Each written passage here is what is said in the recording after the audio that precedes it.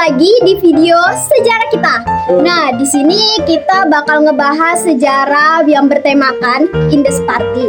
Nah, di sini tuh kita bakal main game ya teman-teman. Nah, di sini kalian tuh perhatiin aja videonya. Nah, sekarang kita mau main game. Pertanyaan pertama, kapan berdirinya Indus Party? Pada tanggal 25 Desember 1912. Betul. Ayo, pertanyaan yang kedua. Kapan Ki Hajar Dewantara mendirikan Taman Siswa? 11 Januari 100 Salah, bener. Oke, pertanyaan ketiga. Apa nama majalah yang diterbitkan oleh Douwe Dekker? Ini mah mudah banget. The Express. Betul. Oke, pertanyaan terakhir. Sebutkan salah satu 3 serangga yang mendirikan Industri Party. Apa ya? Soekarno.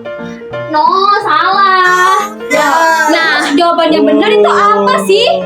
Nah, daripada bingung, kita langsung ke pembahasan pada podcast hari ini ya, teman-teman.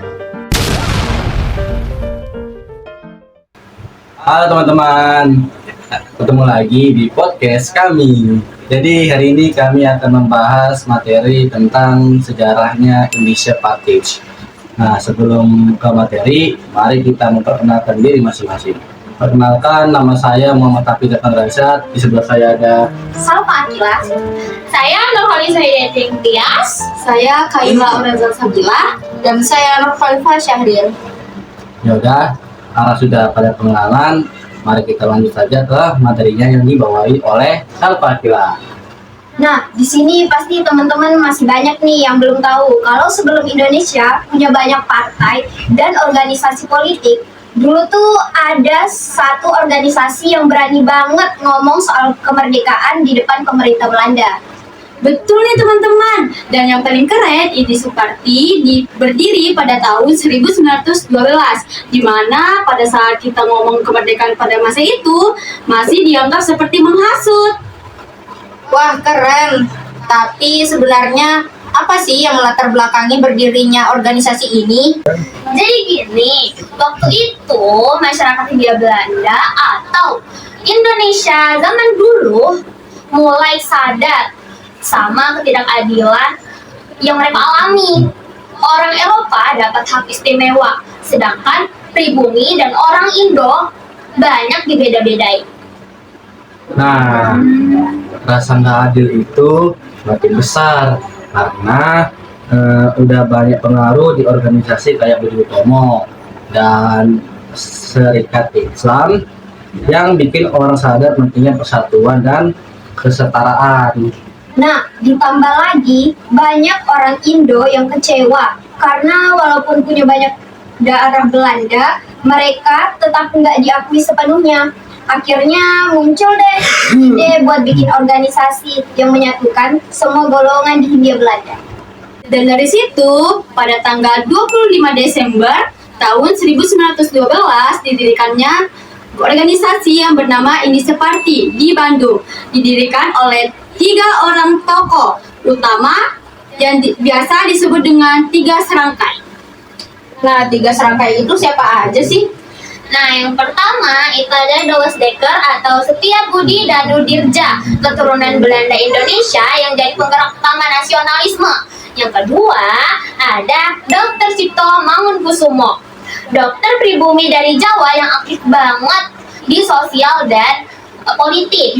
Yang ketiga ada Ki Hajar Dewantara alias Suhardi Suryaningrat, tokoh pendidikan yang nanti mendirikan Taman Siswa. Nah teman-teman, tujuan Industri Party ini itu sudah jelas.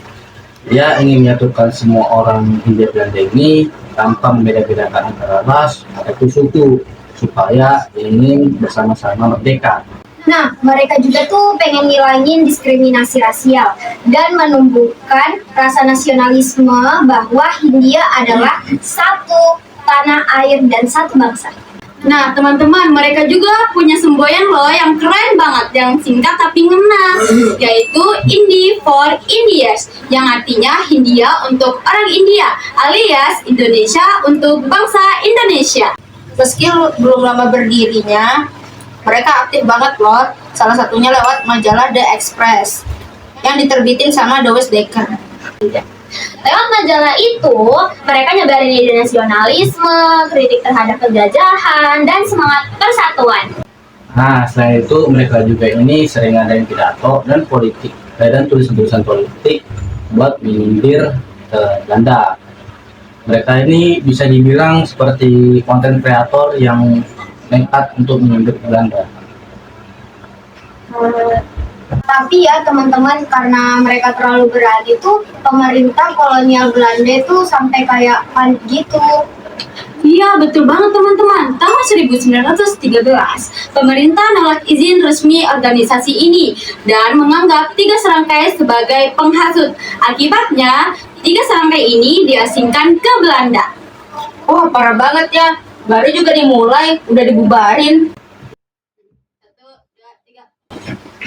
Tapi, walaupun cuma bertahan 3 bulan, semangat dan pengaruh industri partit itu sangat besar loh.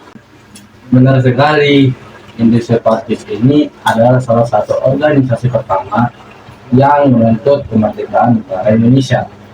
Nah, mereka juga ini jadi inspirasi lahirnya organisasi lain kayak Insulinde, ISDP, dan juga PRI.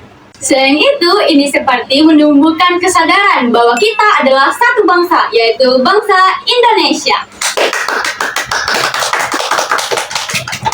Dan perjuangan mereka nggak berhenti di situ.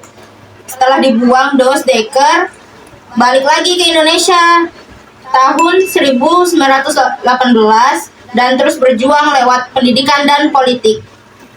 Ki Hajar Dewantara juga melanjutkan perjuangannya lewat pendidikan dengan mendirikan Taman Siswa pada 1922. Sedangkan Cipto Mangunkusumo aktif di bidang sosial dan kesehatan. Jadi, Indi Separatist ini bisa dibilang jadi pionir gerakan Indonesia. Jadi walaupun hanya sebentar, namun mereka bisa bikin jiwa nasionalismenya ini menyala untuk Indonesia merdeka. Setuju banget nih teman-teman. Dari mereka tuh kita belajar bahwa keberanian untuk bersuara itu penting. Walaupun risikonya besar ya. Betul banget Tila, kalau nggak ada mereka, kesadaran nasionalisme Indonesia tidak akan tumbuh secepat itu. Jadi, yuk terus kenang perjuangan 3 serangkai dan semangat Hindia untuk Hindia. Terima kasih udah dengerin podcast sejarah kita hari ini. Sampai ketemu di episode berikutnya. Dadah!